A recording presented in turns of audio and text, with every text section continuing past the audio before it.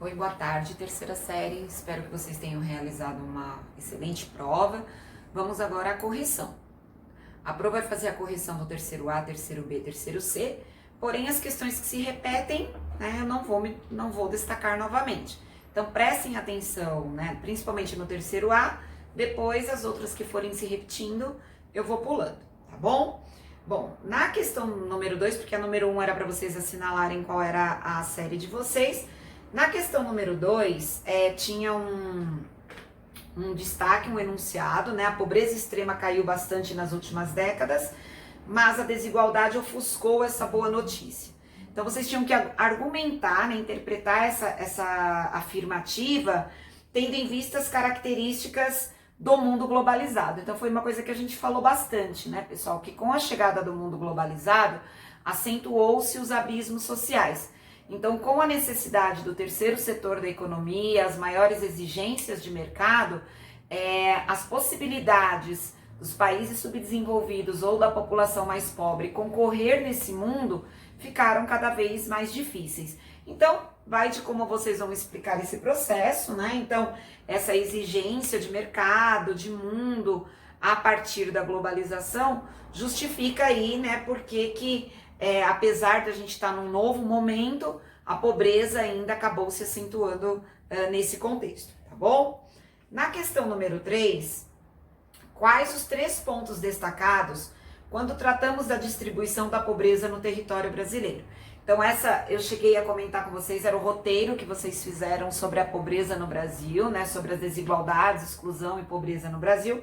Então os 3 pontos que nós destacamos, eu até pedi para vocês anotarem no caderno, era que essa pobreza ela se destaca zona rural e zona urbana, ela se destaca a partir da regionalização, né, então das regiões brasileiras ou simplesmente de estados, tá? Respondendo só isso, já estaria correto aí, que são os 3 pontos, né?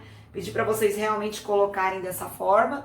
Então, regiões do Brasil, rural e urbana, e essas diferenças entre os estados.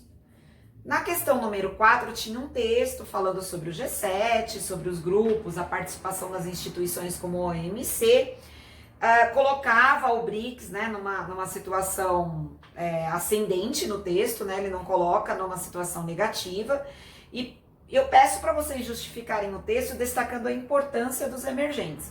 Então, bastava colocar aí os 3 itens que nós trabalhamos, inclusive vocês fizeram no Forms. Seriam as possibilidades de mercado consumidor, as produções agrícolas e o mercado energético, né? O que faz os países emergentes, por muitas vezes, colocar aí sua cartada de diplomática ou nas organizações internacionais, o colocam como um ponto importante. Até porque o texto ele está destacando os emergentes, né? Não está fazendo muito uma crítica que provavelmente virão em questões após essa colocação. Na questão número 5, de acordo com os dados levantados, né, quase 70% da população brasileira encontra-se no setor terciário, semelhante aos países desenvolvidos.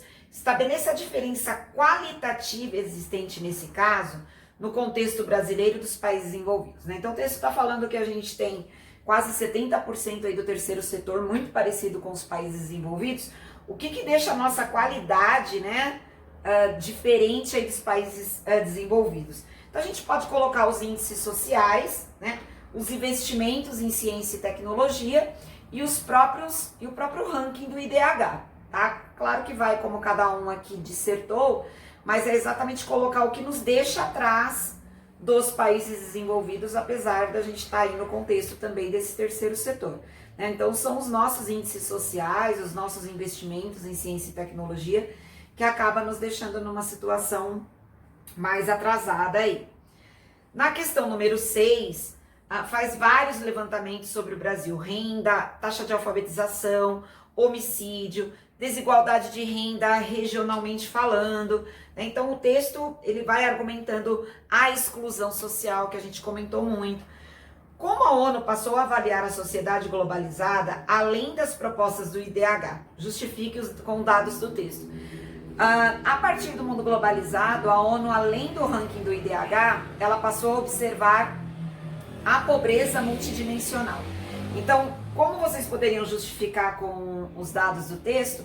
A própria exclusão social. Então, poderia colocar como exemplo, né? O indivíduo tem renda, ele trabalha, ele estuda, mas ele não consegue competir no mercado globalizado. Muitas vezes falta saneamento, falta acessos, né? A escola não é de boa qualidade. Então a ONU ela passou a ter outros índices de avaliação que não mais só mortalidade infantil, que não só mais o cidadão lá, o sujeito está fora da escola, tá? Então vai um pouco de como vocês argumentaram. Como eu avisei para vocês, seria uma prova bastante interpretativa, né? Então fiquem atentos à correção, principalmente quando vocês receberem a prova de volta, para que vocês reavaliem a correção e o que vocês escreveram, para a gente não ter aí um paradoxo de vocês acharem que tentou chegar perto, né?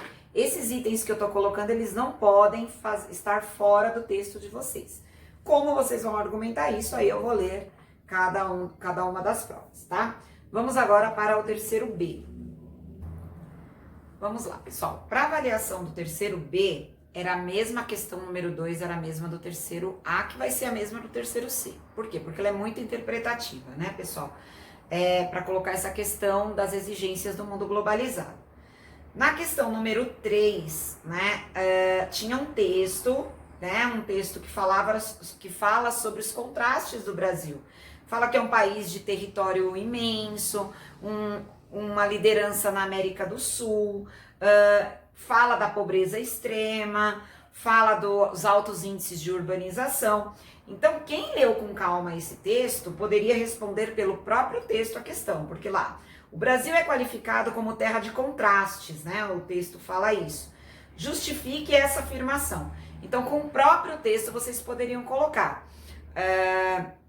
Ao mesmo tempo que nós temos um país com desigualdade, um país com regionalização bastante diversa, um país até despovoado em algumas áreas, como ela coloca ali a região da Amazônia, nós temos um alto índice de urbanização, nós temos um desenvolvimento muito forte do terceiro setor, nós competimos no mercado globalizado, então há um contraste muito grande nas características sociais e regionais do Brasil, né, que vocês poderiam pontuar com o próprio texto, ao passo que também temos uma característica de país desenvolvido quando tratamos de urbanização, terceiro setor e comércio externo, certo? Na questão número 4, né, então era muito parecida com a questão anterior do terceiro A diferença é que vocês tinham um retrato do BRICS, né, tem lá uma tabela falando de todas as lideranças do PIB per capita, né, processo inflacionário, é uma tabela de quando nós íamos muito bem também, né, então explique a importância dos emergentes e quais os impasses para a promoção de desenvolvido, aí tem uma coisinha a mais, né, a importância mercado energético, setor agrícola, mercado consumidor, e o nosso impasse é vencer as questões sociais e muitas vezes a própria dependência do mercado externo, da ciência, da tecnologia, que nos, né, deixa estagnados aí a posição de desenvolvidos, né, que foi uma coisa que a gente discutiu bastante em sala. Na questão número 5, como podemos comparar a ideia de país desenvolvido durante a Guerra Fria e quais as análises realizadas após a globalização? Durante a Guerra Fria, o processo de regionalização era avaliado só no quesito economia. Então, bastava a alta industrialização de um país, né, um PIB alto, para ser considerado país desenvolvido. Com a globalização, outras características chegaram. Então, começou-se a avaliar a qualidade de vida, o setor social, o desenvolvimento de per capita, as desigualdades de renda. Então, outras características, né, principalmente ligada à qualidade de vida, acabou sendo quesito importante para um país entrar num ranking de país desenvolvido, e não só a sua economia. Na questão número 6, é a mesma da questão anterior, né? Além do IDH, o que a ONU passou a observar, e aí vocês teriam que explicar aí a pobreza multidimensional, certo?